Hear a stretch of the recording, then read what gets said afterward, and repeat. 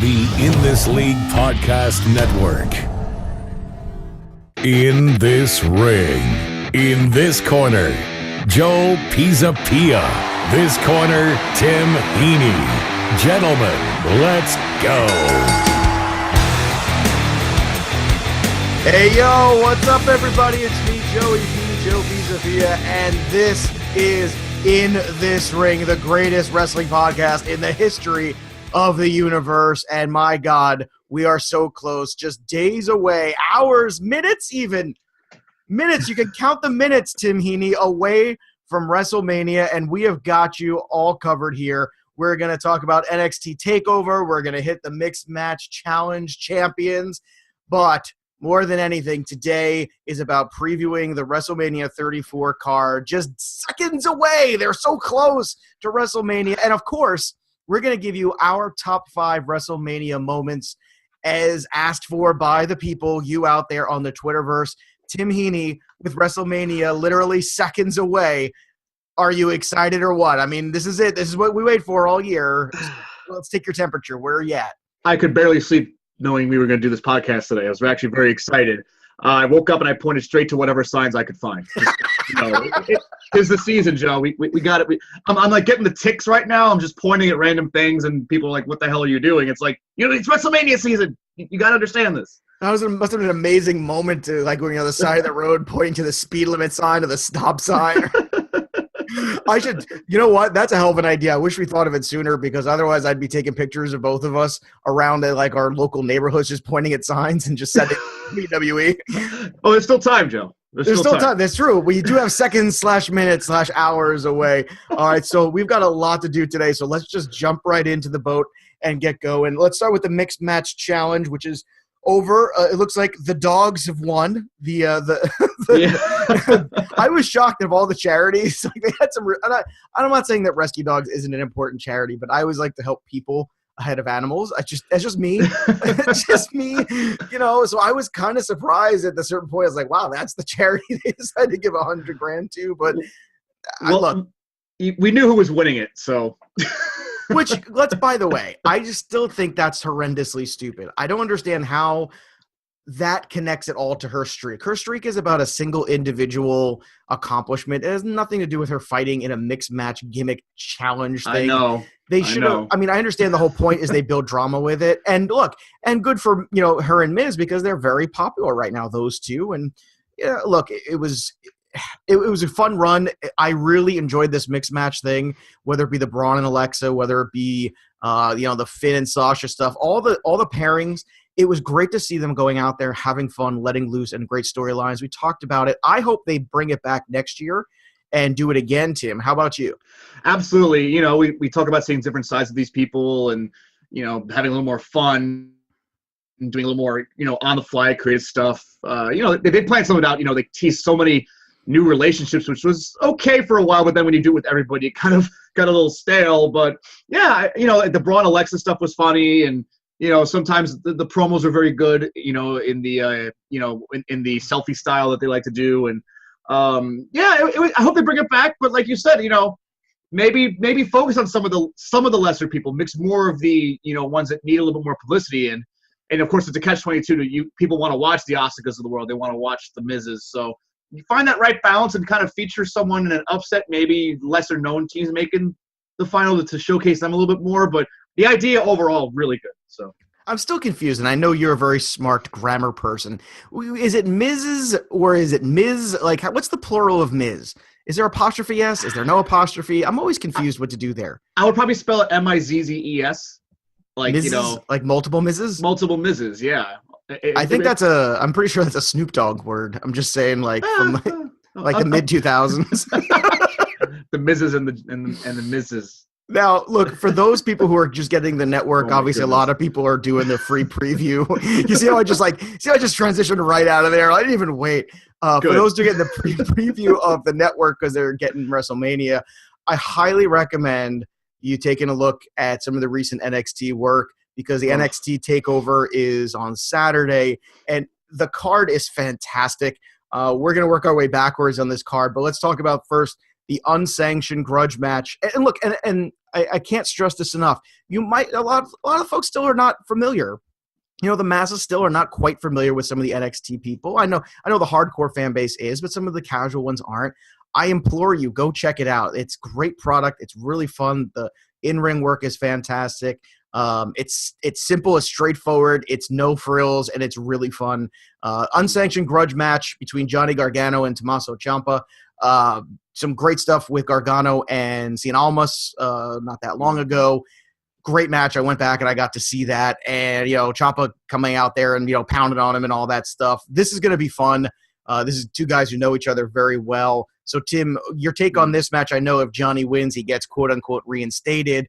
But I don't know. I kind of think it would be fun. That's kind of like the obvious, he's going to win. I see this kind of going the other direction. How about you? I do, too. I think Gargano gets promoted after this weekend. The history between these two, even before DIYs, they were NXT Tag Champions, goes back to the Indies and, Johnny Wrestling versus Psycho Killer. And they've had some matches, I believe, in the past before. But the build of this has been incredible. And actually, I hate to say it, but Ciampa's injury has kind of made this more of an anticipated match because they finally get to have an in-ring confrontation after Ciampa turned on him.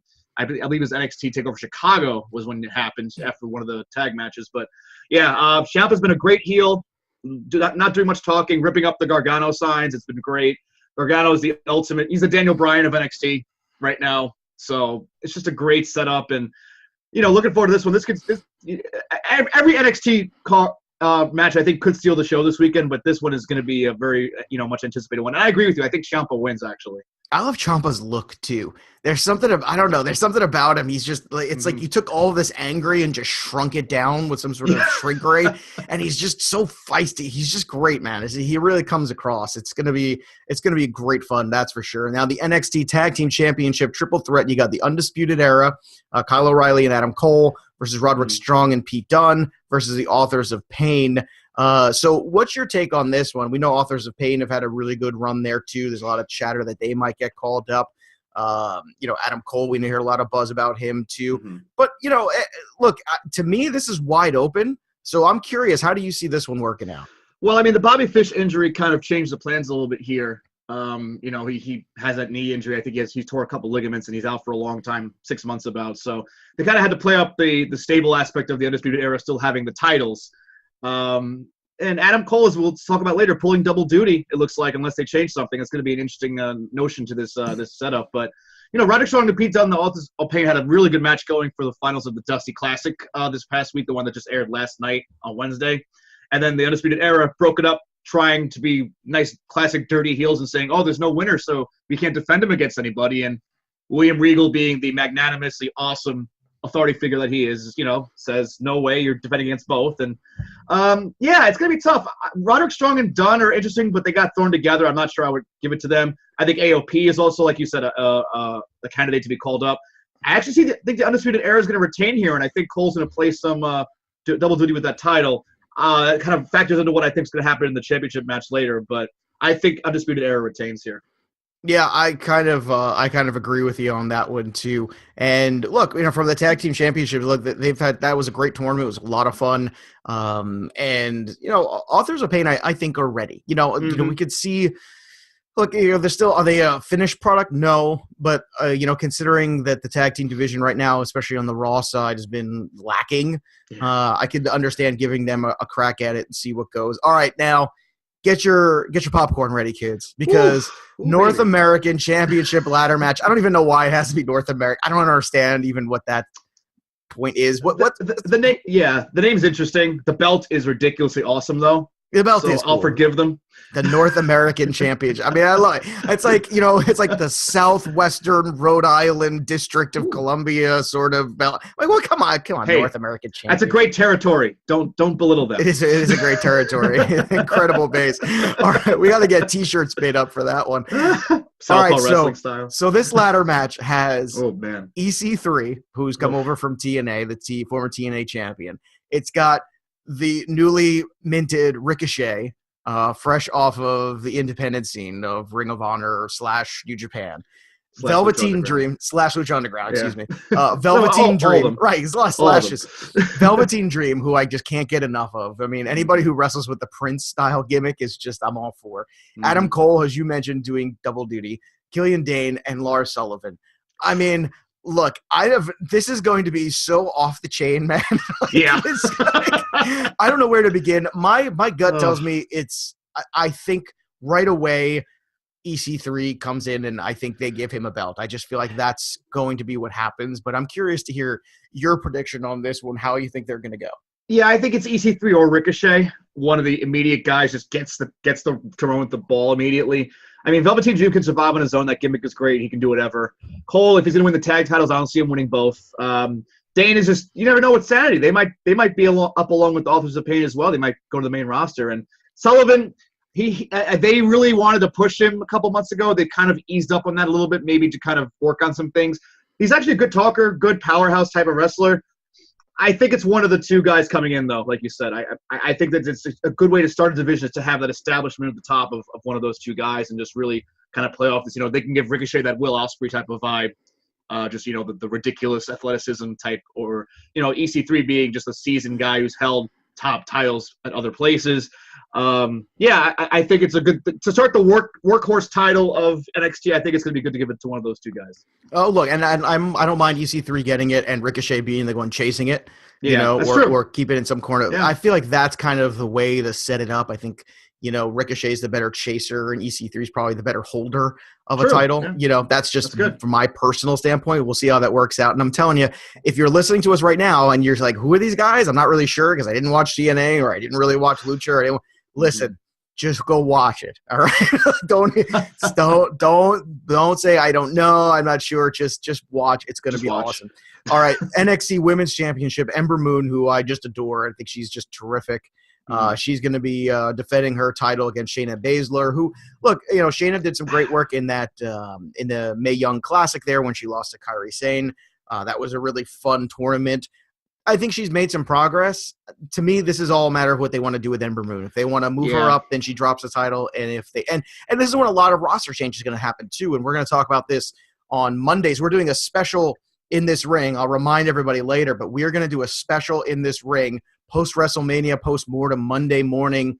We're going to record it. We've got Adam Rank coming on, a huge wrestling fan. You might know Adam Rank from NFL Network, from their fantasy shows over there. He's going to come on with us and talk about wrestling. Can't wait for that one. It's going to be great. Oh, it's going to be a great time. So, this all to me is all about if they want to move on, let Ember Moon move up or not.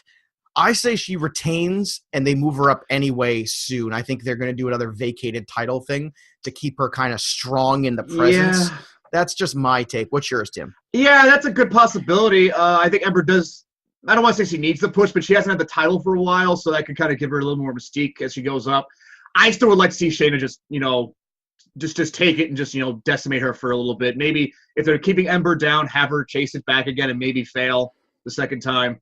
But I think Shayna's character is the best thing going in the women's division right now. As good as Ember has been and as good as her promos have been lately, they've been a lot better than they used to be. I don't know. The Shayna thing gives it so much more interest. The real jerk heel instead of like the sympathetic heel that everyone cheerleaded. She's just really not. She's not trying to earn cheers by being cool. She's just doing the bad girl things, and I just like where it's going. I think. And Tim Heaney does love a bad girl. We all know that. Well, it's my kryptonite.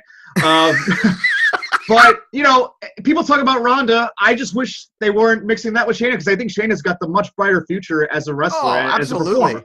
I could not agree with you more, and that's not a hot take. I'm telling you right now. It's not. It's not a hot take. It's a lukewarm take. If you want to tweet at us at Tim_Heaney and at JoePSBS17, you think it's a hot take? Come at me, bro. Come at me. I want to hear about it because I'm ready. Shayna's great, though. I wouldn't mind if either one of them won, to be honest. Yeah. Look, it's this can go either way. I say Ember Moon is up by SummerSlam in one way or another, but I think that they keep her with that title for a little longer. Like you said, maybe they do a switch, let her chase a little bit. That could work as well. We'll see what happens. It could go either way. I say she retains it, but we'll see. And then, of course, oh my God, the championship match. I can't get more excited about a match. I love me some Aleister Black. He's taking on Cien Almas. And look, Almas in the last 6 months has been just fantastic to me. I love they let him be him. They stopped trying to make him a face, let him kind of be the bad guy. Yep. It's helped his in-ring work. It's helped him on the mic. It's helped him every which way. He's just got that swag right now. And Aleister Black, I mean, I don't know if there's a guy that I find to me, he's in that holy trinity of guys with Kenny Omega right now where I want to watch him, because like, I don't know what he's going to do. I don't know how it's going to come off, but all I know is that it's must-see TV with him, because in ring, out of the ring, everything about him, he's just fascinating. And I don't think we have enough of that where you have mystery with people. And I think Aleister Black brings an air of a mystery with that character, mystery of in-the-ring work. And he's just you talk about psychology of a match. We've talked numerous times, and we've only been on for a couple of months now, but we've already talked numerous times about how great of a match he and Velveteen Dream had, and that whole rivalry of the Say My Name thing. That whole thing worked so well, and it was worth watching numerous times. And this one, I think, has the potential to be another one of these, not must see, but also must see over and over again. Man, I mean, this card is just stacked. I'm going to say it again. Either one of these guys could be promoted Monday.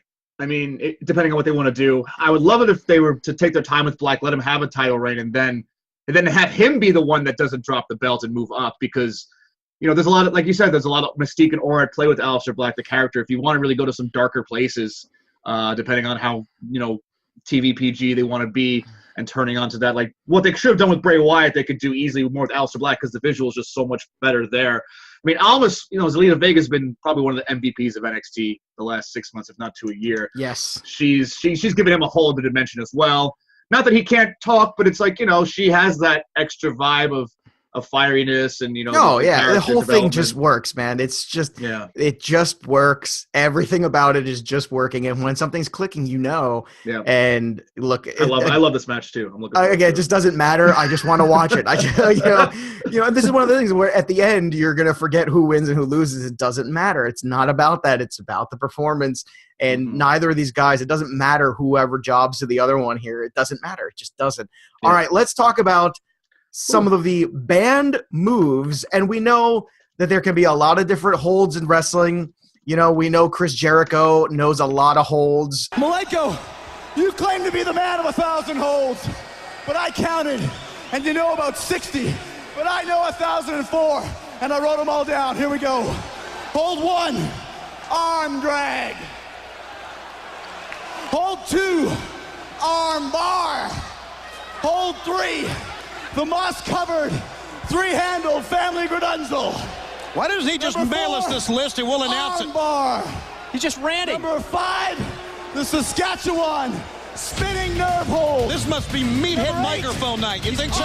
He's got 998 to go. 9, get the hook. We're out of here. Shut up.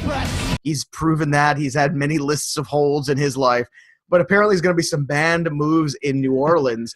So tell me about it, Tim Heaney. Yeah, it's not as salacious as the headline would appear to be, because WWE and Ring of Honor, because the professionals are kind of exempt from the rules there.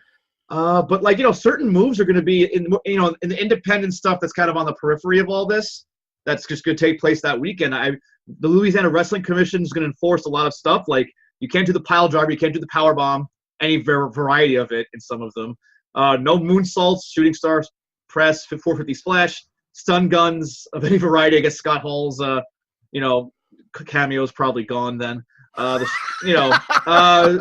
it's just weird because I'm pretty sure Scott Hall's cameo was over before it started anyway. Just, you represent at the top of every podcast. We got to give them some respect here. But yeah, it's just they're trying to regulate some of the indie work. Some of the lesser known shows, which I don't agree with the policy. It's state law is going to be state law, but it's going to restrict a lot of these guys can maybe show off if they're trying to make a name for themselves at some of these these other indie type of shows. So the vibe might be a little bit hurt outside of the big companies, but it's just very interesting to see about how people still kind of look out for this stuff. And I get looking out for well-being and stuff, but I don't know. It's a little bit of misunderstanding of the art form for me. All right, let's do it. It's time. Let's begin our WrestleMania 34 preview. We're going to go match by match. Don't forget, there's an early start time, so make sure you're home and all ready to go, ready to rock and roll early. The pre-show starts, I think, 3 days ago it started. Yeah. That's how Started after Fastlane. The day after. Poor Renee Young. She's just sitting there with a microphone. She hasn't slept in 4 days. Guys, we're good to go, right? I love I mean, Renee. really, that's a great image of that. Well, I mean, it's just like the pre-show, and I get it. This is what they build for, and they've earned it and all that stuff. But my God, once they start the pre-show at 4 o'clock, it's 5 almost p.m. like the Eastern, Super Bowl. 5 p.m. Eastern, I think it starts. And but at least there's content. Whereas the Super Bowl, it's 2 weeks of waiting and then doing it. At least there's content leading up to it, for God's sakes. All right, let's start with God, the worst thing on the planet. Let's start with the men's battle royal. Well, because we have to. Here are the competitors. Zack Ryder, Tyler Breeze, who I still love, Ty Dillinger, Scott Dawson, Rhino. God, I can't believe he's still around. Primo Cologne. I'm not sure how that happened. Mojo Rawley, Matt Hardy, Heath Slater, Goldust Fandango, Dolph Ziggler, Dash Wilder, and Baron Corbin. To me, this is a 3-man race. It's Matt Hardy, it's Dolph Ziggler, or it's Baron Corbin to make him a 2-time winner of this event. I say Matt Hardy, and it kind of helps his whole whatever. And if that's when Bray Wyatt comes back out and, whatever his new thing is, I think that's the moment for that potentially, because Bray Wyatt, not on this card as of right now. Nope. So for me, I say Matt Hardy is the winner. And, yes, and he does his whole shtick and the whole thing, and it's great. Yeah, that'd be nice. I'm not sure if the winner's even announced yet. If Samoa Joe's in there, I think he has to win. If he's like a surprise competitor. I mean, what I like about this WrestleMania is that we have a lot of things where we have to guess, which is nice. I think that's a good strategy by WWE to do that, because I'm not inspired by any of the Andre competitors right now. Maybe if you want to do the Tyler Breeze separation from Fandango, that's a good time to do it. He'll turn on him or something. And go back to gorgeous, pretty Prince Tyler Breeze from NXT. I would love to just get some more of that back. Goldust. Well, we talked about that last week. It's time to reboot those guys, make them, take this gimmick, make it super dangerous and weird, which could be awesome, but I don't think they can sustain in this family-friendly era. No. Or just break it off and just let these guys do something different, because I just think the time has come. They're wasted, and they're both very talented performers. Yeah, I mean, especially Tyler Breeze, the way he just, he works Twitter and stuff is just underappreciated. Maybe this is where Bobby Lashley comes in too. You don't know. Maybe Bobby Lashley just makes his return and just goes nuts. If I had to call someone from who we know, I agree with you. Matt Hardy's probably the most likely. So. All right, let's go to the women's battle royal. The participants are Sasha Banks, Sarah Logan, Ruby Riott, Naomi. Game meat. By the way, every time I hear you say the name Sarah Logan, I have to go right after, because that's just that's a shame. That's her full name. She's not bad in the ring, but it's a shame. No, she's not good in the ring. No, she's not terrible, man. She could do better. Well, we could all do better. Her gimmick is just one of the worst things I've ever seen. Yeah, but she's not helping it. You know what I mean? I don't think she's good in the ring either. I think she's plotting. She just nothing. It's like we're talking about the Hunter Pence of wrestling, where everything she does just looks difficult. That's what it is. All right, so Sasha Banks, Sarah Logan, Ruby Riott, Naomi, Mickie James, Mandy Rose, Liv Morgan, Lana got to have something to do. Carmella, Becky Lynch, and Bayley. All right, here's my hot take. Let's see what do you think of it.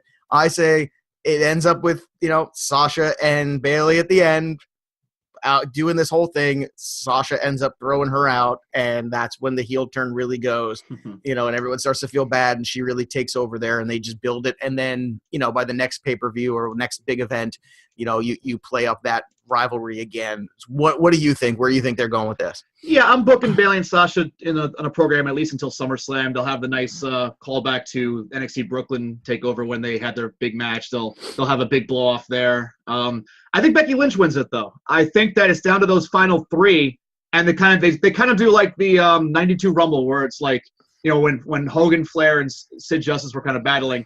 I think Bayley and Sasha are going to be Hogan and Justice, and they'll kind of help eliminate each other or get in the fight, and then Becky ends up going on top. So that's fair. I think Becky needs an accolade. So.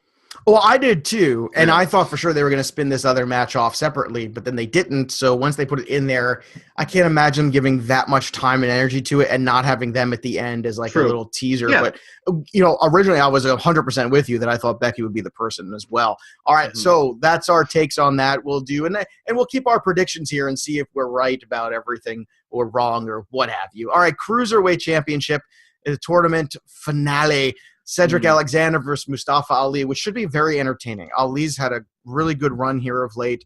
Yep. I think they're going to give Cedric the belt. I think he kind of needs it in that sense, and we'll see how that works. I think because he doesn't really have a whole lot of extra stuff going besides the in-ring performance, I think the belt helps him, so I think he comes away with it. What's your take on this with Ali and Alexander? I completely agree. Ali's been getting a great push recently, and he's, we talked about how he's got the charisma, he's got the mic work, he's got the funny personality to him. But you're right, I think Cedric is the one. They've been kind of planning this probably out since, Enzo was released, and the lumbar check is just a beautiful thing to watch. So anything that keeps more of that happening in a big match situation, I'm all for. So, and yeah, Cedric does need a little bit of the belt to, alleviate deficiencies elsewhere in like his promos or something. But a lot of promise for both these guys. I'm going to look forward to this one. Do you think Gargano coming into that division would be a good move or a bad move? It depends on if they're going to make it easier for these guys to jump to the main roster, because Gargano can hang with anybody. These guys can all hang with anybody. Well, it's the same with Neville. Like I was Right. like, same thing with Neville, and I think his frustration was twofold. It's like, wait, so you're bouncing me for this idiot, over here who's now not even around. He shall not be named. And and then on top of it, like you're not letting me jump up to the main roster where he could obviously compete. I think same thing with Austin Aries. These guys get frustrated after a while. I mean, Aries has won titles everywhere, so that's definitely a frustration for him. And the slide against the 205 cruiserweight crew, that could kind of restrict what these guys wanted. How the company views these guys that we know are capable of doing much more than that. And maybe Neville's an Andre the Giant surprise entrance. Yeah, We'll see. I don't know. But this match, I mean, I'm with you. I think Cedric's gonna pull out of this one. It'll be, if Gargano goes to 205, that's gonna instantly make it, get more eyes to it. All right, KO and Sami Zayn against Daniel Bryan, Shane O'Mac. I know this is highly anticipated. I'm not going to say it's going to be a letdown, but I think that the excitement level of people seeing Daniel Bryan back, I don't think it's going to live quite up to their expectation. Although, with these guys in this ring, I guarantee you they're going to give you your money's worth at the very least. And, KO and Sami, I can't get enough Sami Zayn right now. I love what he's doing. It was great work on SmackDown here. Well, you deserve it. That whole thing that he did, the you deserve it mocking chant is great. And I think he's finally found his happy spot, which is the goofy villain. Like, why not be the goofy villain? Because there really isn't one. There hasn't been one in a while. Nope. And it's a hard role to pull off because you have to be very charismatic and very funny, but you also have to be very good in the ring. And he is all of those things. Obviously, they're very careful, and they keep saying they will be fired from SmackDown. Right. So, do they just take their show to Raw? Is that what happens when they lose? I wouldn't surprise you if D-Bry pins one of them for sure. The wording is definitely a little bit of a tip-off that something else could happen for sure. I think this will be a good culmination to get them out of there and just restart everybody, because I think we all need it, because this has been like a 7-8 month booking. Basically, it needs to be cut off, and I think this is the perfect point to do it. WrestleMania season ends feuds. In this case, it should really do that. Maybe Shane is ruled. Maybe they're just keeping up a ruse that Shane's actually cleared to compete, and maybe they'll get him injured somehow, and someone else might step in as a partner. So that could be intriguing as well. And who would that partner be for you? Do you want to make the full transition here? Or well, I mean, if you think, I think it might be it might be the guy who's just going. You know what? I'm all for this. I'm all for it. I think it works. Once again, it hurts. It physically hurts me at times to say this, but John Cena has been the highlight of Raw for me the last couple of weeks. He's been great. The John Cena promos, finally, because I feel like he's gotten.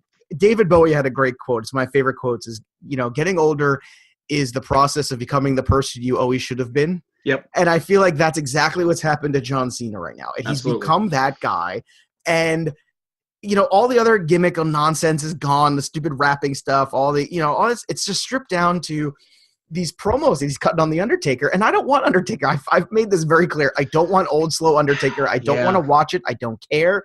And I'll tell you what, if Undertaker comes out and just screws John Cena in this match. How awesome would that be? Like, he doesn't have to wrestle him, just show up, just screw him, knock him out, walk away, and then like Cena and Cena made a great point too. He's jobbed a lot in the last couple months and put a lot of guys over.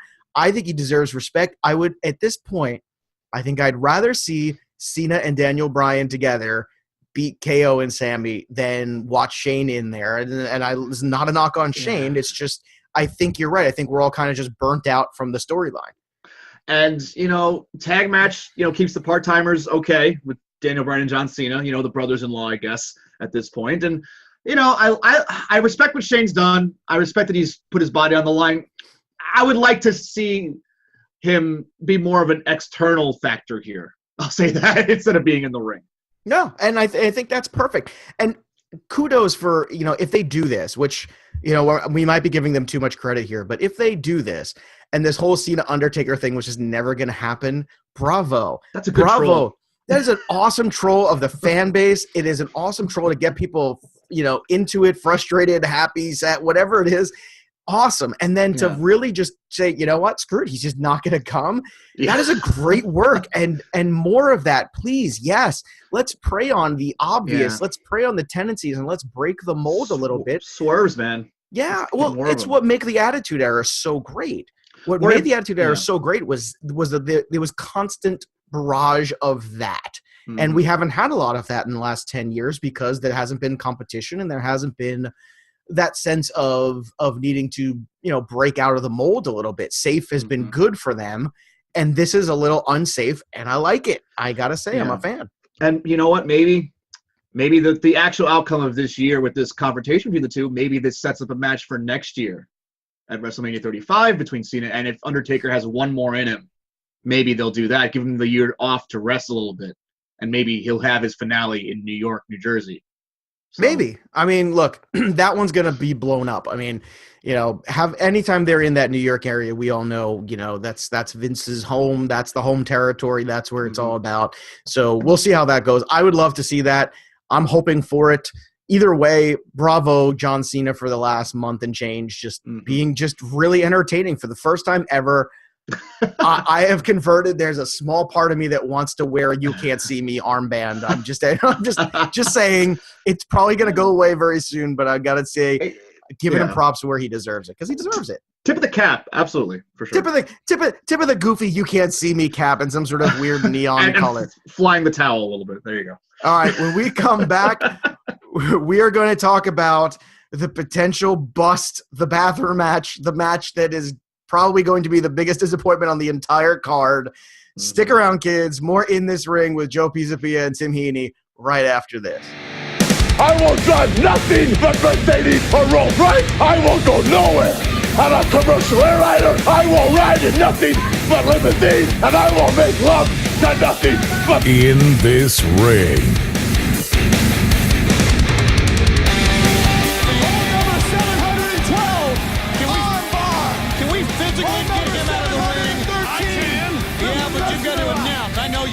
All right, welcome back, everybody. It's time. Here we go. I know what you're looking. I know. I feel it. I've been ranting last week's show. I went on a tirade, Tim Heaney, about Ronda Rousey and how it's just never going to work. You think? It's just going to be bad. And by the way, was that not the slowest pick up and throw somebody through a table that Stephanie did in the history of? Painful. It was like she was picking up a small child and like trying to put him away from the playground. You're using your dad experience on that one. Oh my God. But anyway, Kurt Angle, Ronda Rousey. No sell either on that. No sell. No. Although the yelling after was really good. But Triple H and Stephanie McMahon against Angle and Rousey. My kids asked me the other day, Daddy, when's the bathroom match? And I said it's going to be this one. And the little one's like, no, I want to see Ronda Rousey. So it's working clearly. The push is working a little bit with the little kids where they're intrigued. They've piqued the interest. But and I know, this is going to be it. This is going to be the match where you can, because I can't say the Rusev match is. We'll get to that soon. I can't say it's going to be that because I want to see what Rusev does. I'm not leaving. Oh, my God. This is the showcase match, quote unquote, in the entertainment part of sports entertainment for them. So it is. It's the gimmick match. Well, and here's the thing. Where do you go from here with it? Like when Ronda and Kurt Angle win, where the hell do you go from it? Because they have to win because Ronda has to win. Right. I mean, if is Kurt Angle still going to keep being the authority figure and Triple H and Steph just step away from television for a while, which I can see. I mean, Vince starting the XFL up, maybe he'll actually need Triple H a bit more, and Steph could take a break for all I care for a while. The headline I had for this on the outline was, please don't mess up, please don't mess up. I think that says a lot about the ways this match could really ruin some things. If Triple H and Steph go over, and how much would that be a deflation of whatever they built up for the baby face? Well, that's why they can't. There's no way you can bring her in and not have her win this match. It's totally going to be that way. And again, my whole point is I look at it and I go, okay, now what? It's now what? Where do you take her? Because what are you going to throw her into a feud with Asuka? You're going to throw her into a feud with Alexa Bliss? Like I just don't see how that happens. I mean, maybe Alexa can carry her, maybe, but it's just bad. I mean, I hope it's just over and done, and I hope it's something fizzles and they just decide to part ways. She'll have the SummerSlam match in some form. Just tease her along slowly with that. Don't try to rush her into a feud where she has to do a lot of talking on air, because we know that's not a good part of her game at this point. No, it's it's a really good question. They'll feed Alicia Fox to her. They'll just give her jobbers. I mean, but then you want someone in the ring with her that can actually call a match. That's the problem. So it's you keep having her get like the Nia Jax treatment where she gets some of these mid-card women, which, are they actually going to use some of these people? Maybe Mickie James will be thrown to her for a little bit just to kind of show her the ropes of it. It's a weird – you're right, it's a weird spot, and I hope they don't rush into things too quickly with it. Right, and it's the letdown of, oh, gosh, she's going up against Triple H and Stephanie McMahon, and then the letdown is, what's she going to be against Mickie James next week? I mean, that's the – and I'm not trying to, talk down about Mickie, but you're right. That would be the smartest thing to do, but – is that what she's going to want to do, or she's going to want to battle for the belt? And does she really deserve that? Not even close yet. Not even close yet. Close, right? So, if Nia loses, maybe that's, we'll get to that. Maybe the Nia, versus her, you can sustain that as just these two forces. I mean, that's possible. It's feasible in my mind, but I hate every scenario, Tim. I hate them all. You think that I hate Sarah Logan? Wait till Ronda Rousey posts this match. Wait till Monday morning. Oh my God, it's going to be a bloodbath. All right, let's talk about SmackDown Tag Team Championship. Usos, champions versus New Day versus the Bludgeon Brothers. God, my goodness, the furious typing. Look at the furious typing.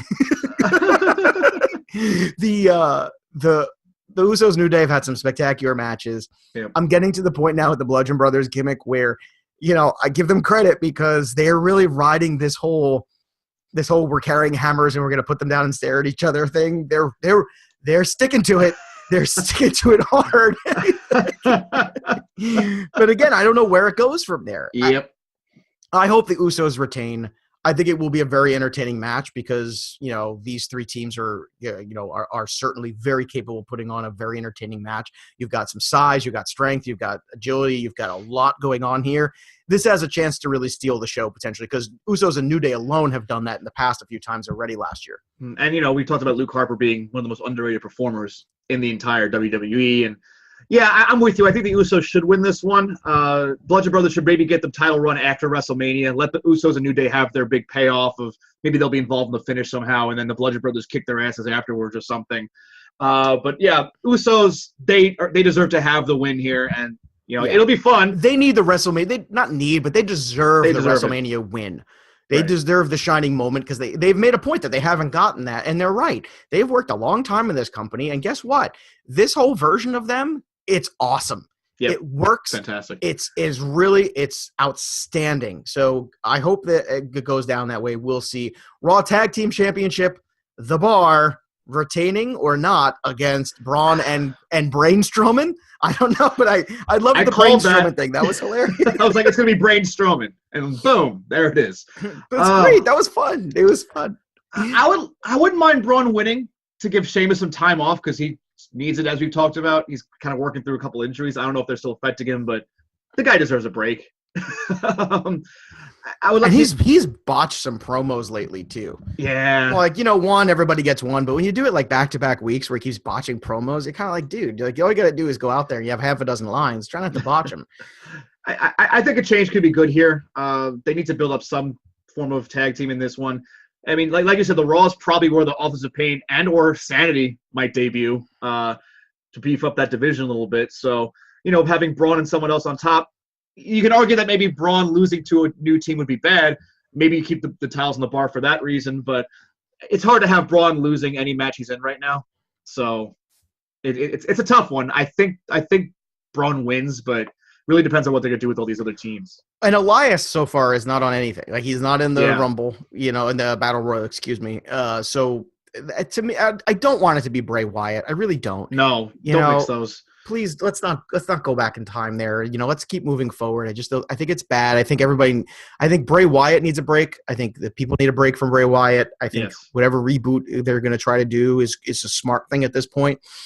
So, I still say I want Braun to be Braun. Like, I want it to be that. Now, I know this might sound silly, but is John Cena the fit there?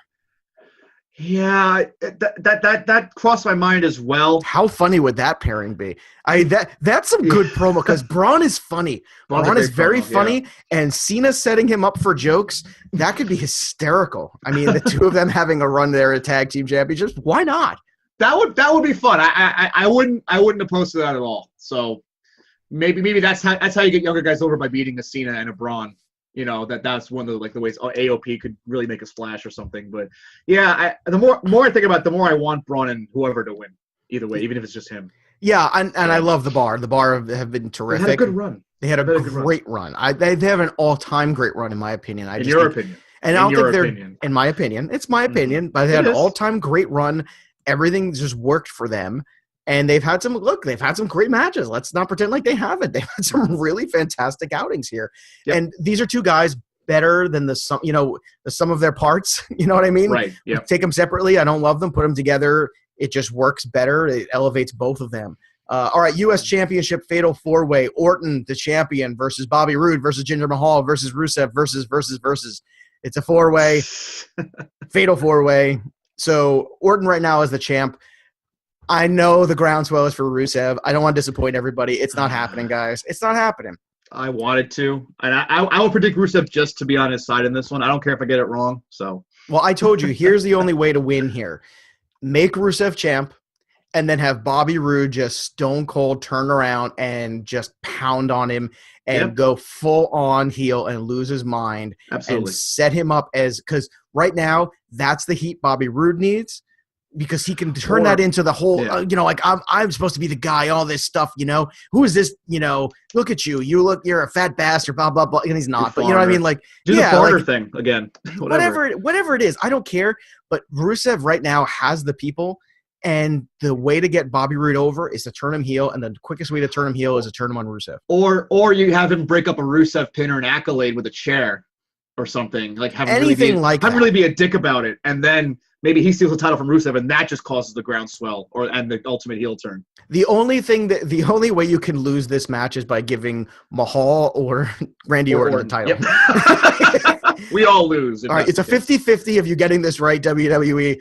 Just get it right on one way or another. I don't care if it's Bobby Roode and the screw job of Rusev and you want to play it that way, or vice versa. Or Rusev Mania. Rusev Mania would be a brilliant moment. I'm just saying, the base is ready. All right, Intercontinental Championship triple threat. Miz, one of the great Intercontinental champions of all time, versus Finn Balor versus Rollins. Balor and Rollins put on a clinic the other night on Raw. That was a spectacular match. An unnecessary clinic, but yes, it was a great match. Completely unnecessary clinic. And I'm sitting there the whole time and I'm watching. I'm going to myself, why are they doing it? Why are they putting themselves out there? I don't know. I loved what I watched, but don't get me wrong. But when you think about it, why would you expend that much energy? Well, I will say this. I've seen Finn Balor not once but twice now in house shows, and that guy does not show up for house shows. I'm just putting it out there. I've seen him twice. He comes in there, and one time I saw him beat Carl Anderson in 6 moves, and the other time he lost to Samoa Joe in about 22. And it was just, I'm looking around like, wow, like that was kind of a waste. Like, we were really excited to see Finn Balor, and both times he just phoned it in, and that's fine. Like, I get it. Some guys are like, you know what? I save myself for the TV and the big events, and I have no problem with that. But that was my thinking the whole time, which is, he might need a tune-up. He might need to go a little bit because he's the kind of guy that doesn't really go out there in the house shows and put it out there on the floor. Yeah, I mean, you figure his work rate is so good. I mean, you hate to think that. Maybe there was something else going on. I'm not trying to give him the benefit of the doubt, but just trying to figure out what's going on. But, yeah, I mean, sometimes, they just want to save their bodies for the bigger events, which I get because their schedule is so rigorous. But, you get that contrast of the fans that pay to get the close-up access and then nothing else happens. You wonder if he really was worth the money with that one. I say Miz retains. That's where I'm going with this, and I want Miz to retain. Miz has done a phenomenal job here. I just think it's all going to work out there, and they'll spin this whole Finn Balor Rollins thing off again. Get that record for Miz. He deserves it. Yeah, he deserves it. Yeah. I gotta get that sound clip of Sami Zayn in there. All right, so Raw Women's Championship. Alexa, the champ, against Nia. I've gone back and forth on this. And I said just last week, don't they have to let Nia win? Otherwise, aren't they saying that the mean girl always wins? And you know what? If you're the outcast, you're always going to have that. And Nia, you can make the argument that she has, she's had some great matches in the last calendar year and change. She's really had a good run there. I know there's a little moment where she went away for a little while because she wasn't happy with how things were going. Rumorly, but yeah. Alexa doesn't need the belt, but I think they need her as women's champ. So I think Alexa's going to retain now. This is where I've come to. This is what I've settled on. What say you, Tim Heaney? I'm not saying it's the same level, but I think that would be like Booker T, Triple H levels of really bad call. I just think the payoff for the story has to be Nia winning. I think they've kind of held her away from the title picture for a long time, because they want to kind of avoid her and Asuka for a little bit in a meaningful match like that. Well, if they do that frees up Alexa Bliss to have Ronda Rousey feud, which I think is the only way to carry her is if somebody's really good on the mic and somebody's good in the ring, like Alexa, who's very polished, who can, drag her to a good program. Yeah, absolutely. And, Alexa carrying Bayley on the mic and all that stuff. She's one of the best mic workers in the entire company. She's terrific. So, and she's been very clear about, she wasn't when she started. Yeah. She was I read that whole piece. She was very fearful at first about, being on the microphone, and she struggled in the mic classes that they did, when she was in NXT and the promo stuff. She said she struggled mightily, and then eventually she just relaxed into it, and then it came, and now she is she's one of the best on there. You look forward to her talking because she's entertaining. Absolutely. Like I said, I think she can survive without the title. I mean, she's very marketable, because she's a good talker. She's good in the ring enough to tell a really good story. So I think it's Nia's time. Maybe popcorn it eventually in SummerSlam or something like that without it. But I think Nia should get it here. I think that's just the logical payoff to this. The anti-bullying vibe that you can have with this, it will go a long way for TVPG era. All right. Also in the unnecessary long was Charlotte versus Natalya this week, which was surprisingly long. Now, I got granted Charlotte missed some time last week, so maybe some people work better when they're in the, when their bodies and minds are really in the flow of it, and I get that. It's like a lot of athletes. The more time away, the more rust, the less sharp you are. So I get that. And Natalya is such a pro that, when you work with somebody like that, it's going to be good. And they've worked together. They get into a match in their sleep. They've worked Absolutely. So and it was a good match. So. It's very strong matches. So, and then Charlotte at night did, after that did the mixed match. So she was doing double duty. And I'm thinking to myself, wow, man, she's really going at it. You think that, Rollins and Balor was long about Charlotte. It's like right on par. Her against Asuka. To me, there's just, you can't end this. You can't have this build up and not have her have this WrestleMania moment. That would, to me, be very difficult to sell. You can sell it with Charlotte Flair. It's the only person you can sell it with. I think this would be a huge spoiler, a huge in the wow, what happens now? Because once you take the streak away from Asuka at this point, you build it up to this stage and it doesn't culminate. I think that's too dangerous to do to her at this moment. So I think you have to make her champ. You have to have this run. You have to have the rematch next year. Let Charlotte beat her in that one. And then you have a saga then where you can play it for whenever in a couple years' time of who wins the rubber match between them. Yeah. I think Charlotte is the only one, like you said, that deserves to break it. I could see them pulling a surprise. I don't think I would agree with it. So I'm with you. I would predict Asuka to win, but I think it's more like 65, 35, 70, 30 that she does win. I don't know. I think there's something here that, like, you talk about not going with the obvious. This isn't one of those cases where they shouldn't go away from the obvious, but I don't know. It's Charlotte Flair. They can spin it as she's the Flair. She's the one that's that's another accolade for her. But I'm with you. I would prefer Asuka take it here. All right, now, have we gotten clarity, or do we know for sure that the Universal Championship is the last match, or is it AJ and Nakamura? I wanted to talk about it first because I didn't want to assume it was. I wanted to maybe will it to not being the last match. I feel like you wanted to will it because they even put it in the show sheet this way where you put Nakamura and AJ last, but everywhere I look, all right. Yeah, it seems like Roman Reigns. So let's talk AJ. All right, so let's talk AJ and Nakamura. Yeah, I know. It's just, and this is gonna be a bad job by WWE because AJ Nakamura is gonna tear the house down. It's going to. Yeah. I think AJ I think this is his moment here. Personally, I really do. I think that it's. I hate that he deserves a thing. I hate all that, but I feel like this is for him. And this run to be the guy, I think it's important to stamp his WWE legacy, not his career legacy, but his WWE legacy. And I think the match with Nakamura is going to be enough to do that. And him being victorious at the end is enough to do that. And you can have the whole mutual respect kind of finish, which I think is great, which I think is what they've been plotting all along. If it is Nakamura, I'm not mad about it. But I just feel like I think AJ should be that guy. I'm not going to argue with you there. I think it's like 55-45 Nakamura. So, and if the rematch was SummerSlam, if Nakamura wins, I'm fine with that. I just feel like at WrestleMania, AJ needs that WWE career-defining WrestleMania thing. Not that he hasn't had good matches there already. He has, but this was important, I think. You're right. I think he could use that win because his biggest WrestleMania win's been what? Shane McMahon. I don't think he hasn't. He lost to Jericho and. I don't know if he fought Cena. He didn't fight Cena at a WrestleMania, I don't believe. So he believe so. Royal Rumble, they had that great match where Cena won, and then they had SummerSlam, I believe. And part of me thinks Styles is going to Raw after this, though, because I think he needs a little bit of fresh storyline work. I think Nakamura is going to take the mantle from him, and they'll come back to the rivalry, as you've said.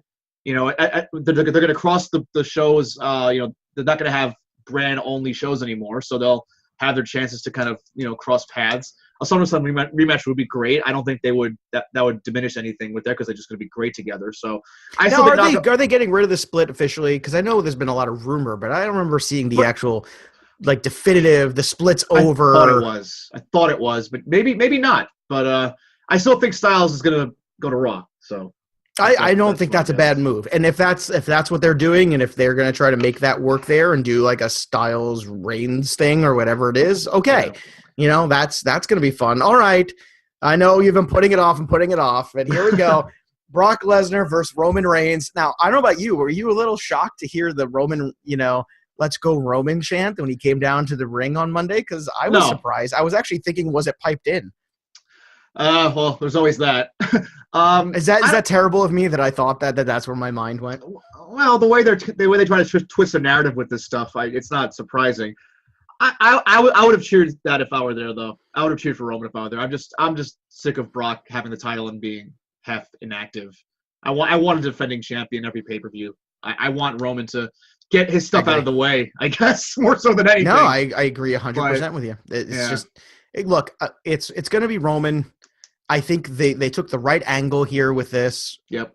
With a whole attacking the very thing you said, which is I think people's disdain for the fact that he's not always there. And look, it's fine. I mean, it's fine. Yeah. Everybody who's so anti-Roman Reigns needs to just get over it. Because he's the kind of guy when he's not around, you kind of go, it's kind of would have been good to have Roman Reigns around. It's exactly the thing. It's hard to be the guy, and I understand it's also harder to be the guy that's kind of pushed, not artificially, but pushed by the company. Yes. And it's a lot, and I'm sympathetic in a way towards that. And Roman Reigns, say what you will, but if you go back and look at the last run of matches he's had, whether it be on Raw, whether it be on some of the bigger stage pay-per-views, they've been good. Yep. You know, they have. And yeah, is his moveset the same 5 moves? Yeah, it is. But guess what? So is the freaking Undertaker. So I knew you were going to say that, and I'm glad you did. So yeah, I mean, it's just enough is enough. You know, you can't love the Undertaker and then hate Roman Reigns. I'm sorry, you just can't because, or at least not for that reason. Right. For that reason, you could say the Undertaker, you know, much more, you know, theatrical and all that stuff. But you know what? It's all about who they pair him with next from here. And how that develops over time, and if that's going to be a Balor, or if they're going to, you know, put the Rollins thing, if it's going to, you know, or maybe Miz, as we speculate, maybe Miz could lose here, and they bump him up to that main rung there and let him go for a shot there with Roman Reigns. I wouldn't hate that either. Maybe he gets the belt back after that, after he misses with Roman or something. Maybe. Look, there's lots of options. There's lots of opportunity here. But there's no way Roman Reigns doesn't win this match. And if Brock Lesnar does, I just kind of question how you sell that to everybody at this point. No, it's just because they've done this in the past doesn't mean it's not the right move now. You say what you want about, oh, they do this every year, Roman main events every year. It's the right call at the moment. Just get this over with. You've been building this for 3 years. Just let it happen right now. And then that opens things up for other people if Brock's in fact going to leave, or just maybe have a mid-cardish type of spot if he just wants a lighter schedule in exchange for it. Just it's the right call to let Roman do it. Well, it's also fun, too. You got Brock and Roman, the only 2 people who ever beat The Undertaker, right? Exactly. And at WrestleMania, I should say, to be clear. And that's kind of, you know, that's kind of a unique thing there where you talk about, you know, passing anything. So passing the mantle and all that stuff. And look, it's been a good run for Brock Lesnar. I've never been a Lesnar guy. I never will be. I want him to be done. I'm fine with Roman being champion. And whatever they decide to do with that next is more important than what happens at the end of WrestleMania when Roman wins. It's Roman winning is not what's important. What happens Monday night is more important, and we'll break that all down. All right. Imagine if Paul Heyman sides with him. On Raw. I said that a couple weeks ago. I said the perfect thing would be for Paul Heyman to turn on Brock for all of the reasons that Roman said, you know what, I'm going to jump and go to the next horse, and I'm going to represent Roman Reigns. That would be so great. That'd be the perfect way to do it. Paul Heyman is nothing if not a scout for the next big thing. So right, and why not? Why not make it that thing? Why not be the opportunist? And that'll turn Roman hard heel, because you got to turn him one way or another. You got to let him go super face or super heel. This right now he's kind of in a sympathetic role against Brock Lesnar, which is fine. But once Brock Lesnar's out of the picture, it's going to fade. Right. You need to establish his connections with other people, and his character development has to stand on its own somehow. All right, here we go, ladies and gentlemen. You asked for it. Our top 5 WrestleMania moments of all time. It's time to make a list. You just made the list. All right, so let's do it. Our top 5 WrestleMania moments of all time. Tim, let's start with yours, 5-1. Now, these aren't matches necessarily. They're moments. We put it out there. You want 5 matches, 5 moments. Everybody picked moments. That's great. So let's do the moments. Go ahead, Tim. What you got? Okay, moments. Number 5, Rock versus Hogan, WrestleMania X8. One of the best crowds I've ever, witnessed on television in any event. That was just a crazy environment in Toronto. They had to change the route of the match to go Hogan babyface, Rock heel midway because of that reaction. It was crazy. Hogan, the face turn after was kind of cool. So yeah, it was a nice little event there. It's just that's it. Generation versus generation, people just invested in a match character. Number 4, Hogan slamming Andre the Giant at WrestleMania 3. Now, we all know, you and I and most researched people know that was not the first time someone slammed Andre the Giant. But in the context of the 3rd WrestleMania, in a time where people thought it was a little bit, people still thought there was a little bit of realness to this. It was a big moment to kind of build up WrestleMania and the whole WWE as a whole. So very big moment for Vince McMahon and everybody involved. So Hogan slamming Andre, very, very important to the industry, and I'll recognize that. However, I'm going to lean a little bit more modern with my next 3 here. Maybe it's biased, maybe it's whatever, but I think social media kind of influences these moments as well a little bit too. Number 3, Undertaker losing at WrestleMania 30. Definitely probably one of the more shocked things you'll ever see in wrestling in terms of crowd reaction. Brock Lesnar being the guy to do it. People thought, all right, well, Taker will find a way to win, and then it didn't happen, and the streak ending is just a big deal regardless. It has to be on here. Number 2, Daniel Bryan winning the title, paying off what the groundswell of the audience dictated for the story. You and I both probably did the yes chant in our own way when it happened. I got goosebumps, blah, blah, blah. Great moment. Don't need to go into it anymore. But even more emotional payoff. My number 1 moment, not what people think. I'm trying to go a little bit out of the box in this one. Michaels retiring Ric Flair, WrestleMania 24. I'm sorry, I love you. Sweet chin music. Legendary career over. Not baton pass, but definitely Flair handpicked the guy he wanted to retire him, I would bet. So Shawn Michaels, another great moment there. Emotional investment there, just always got to me. I love your number one. It's on my list as well because I'm a Michaels guy, I'm a Flair guy. So the fact that you put that number one, that's why we do a podcast together, Tim, because I have nothing but respect for your take on it. And we don't always have the same take, but we recognize, the big moments, and we're on the same page about those kind of things. All right, my number 5 is Shawn Michaels winning that 60-minute match. That moment, that boyhood dream coming true. There was a genuine sense of him with that title sitting in the ring, that moment there, whether it be the zip lining in all the way through the whole thing, that whole show, that whole moment there, in a time where, they were thin as a roster, very thin, to him and Bret Hart to pull off that kind of thing. But it's that moment in the ring afterwards when he wins. To me, that was just one of those great golden moments there of him sitting there with that championship and how much that meant. And also from the business standpoint, of having the guy not be the big guy, having the littler guy be the face of the company there. That's a big deal. My number 4, speaking of that kind of thing, is the yes moment, WrestleMania 30, Daniel Bryan winning. That is a tremendous moment there without a doubt. So that's my number 4. My number 3 is I'm Sorry, I Love You. And I get emotional just thinking about it. The end after the pin, when he immediately turns around and hugs him. And that was his guy. It was his hero growing up. It's why he got into the business. And to think that he could get to that moment, not that Flair retired ever, because Flair never retired. I like to think he did, in my mind. I'm going to pretend that he retired. It's just retiring from the main spotlight, I guess, retiring. But that is an emotional moment. It's beautiful. And even an old Ric Flair could still go. But that I'm Sorry, I Love You, that they orchestrated it that way and had that shot, and then Ric Flair be like, come on, give it to me. That, oh, man, goosebumps. Goosebumps, man. WWE gets it right often. That's like one of the best things they've ever done. That might be the most right they've ever gotten anything. Yep. Oh, yeah. And people can say what they want about, both of those guys at times, but you know what? That was the right thing to do and a beautiful moment. My number 2 is a match, but it's also the reason of the match. Now, my number 1 and number 2 happen to be from the same WrestleMania. So my number 2 is Macho Man versus Ricky Dragon Steamboat. And the reason for this is up until that time, WWE was not necessarily a clinic of wrestling. WWE was a show. And I think the WrestleMania 3 really put WWE on the map forever in a different way for 2 reasons. And this was one of them, because this was the wrestling you saw more in the Southern wrestling, sort of AWA, NWA kind of, territories. This was a different sort of match.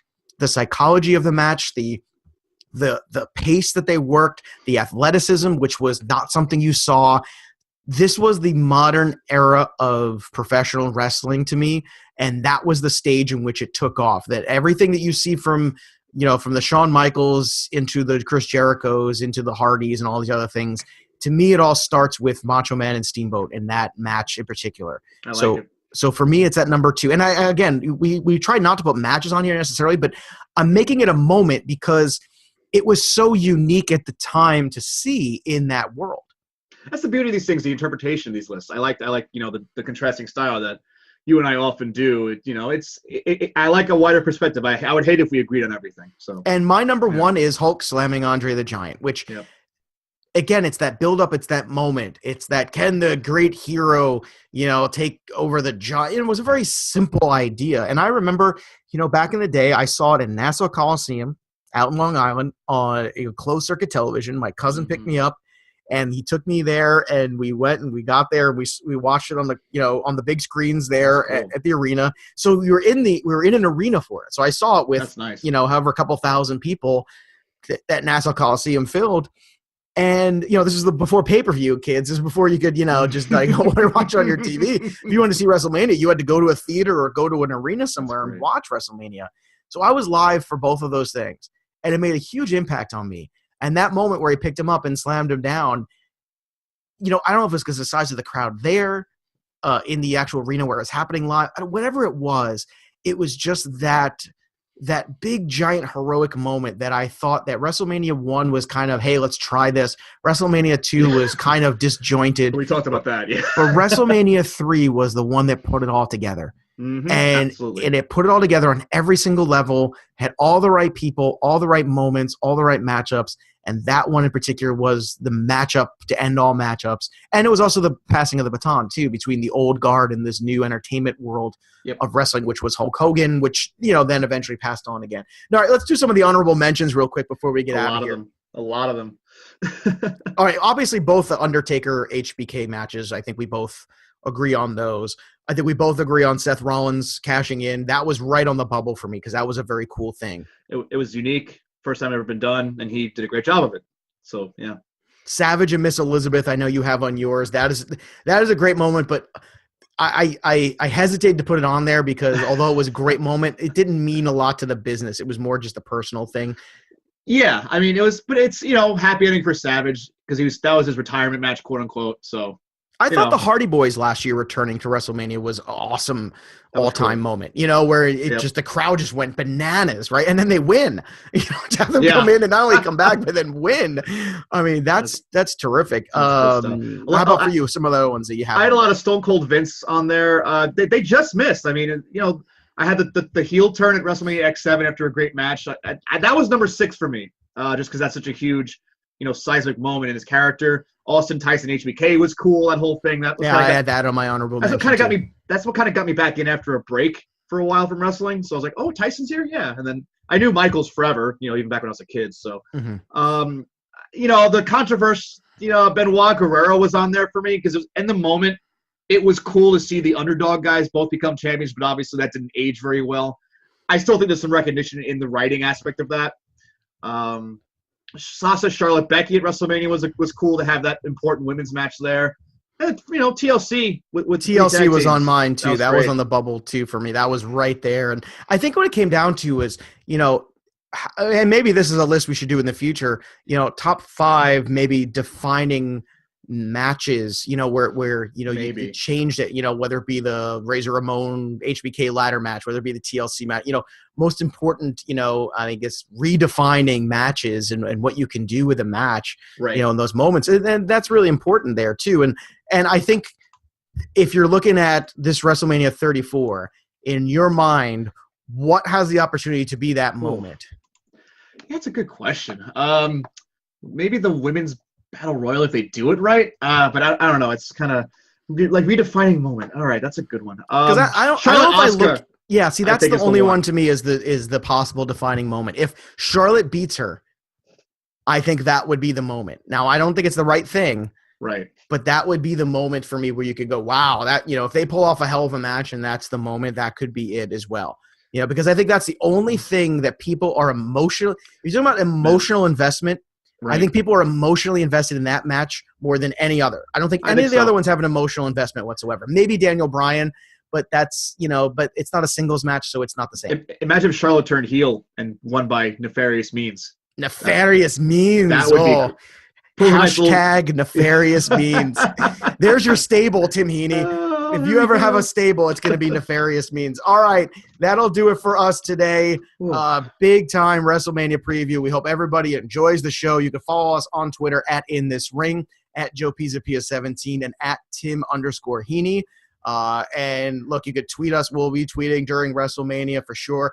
Please go to iTunes, subscribe, listen, review, rate us highly. No nefarious means. Just go on there, do your job, and make it happen. And we want to get this pod trending because we love doing it. We want to keep on doing it, and we want to do it for you because we are the People's Podcast, obviously. Also, check out In This League and their page as well. So, for Tim Heaney, I'm Joe Pizzapia. That'll do it for us. Enjoy WrestleMania. We'll be back with a special edition recap on Monday with Adam Rank from NFL Network. So stay tuned, kids. Enjoy the show. Watch NXT TakeOver as well. We'll see you on Monday. And remember, kids, to be the men, you gotta beat the men. And we are the men. Woo!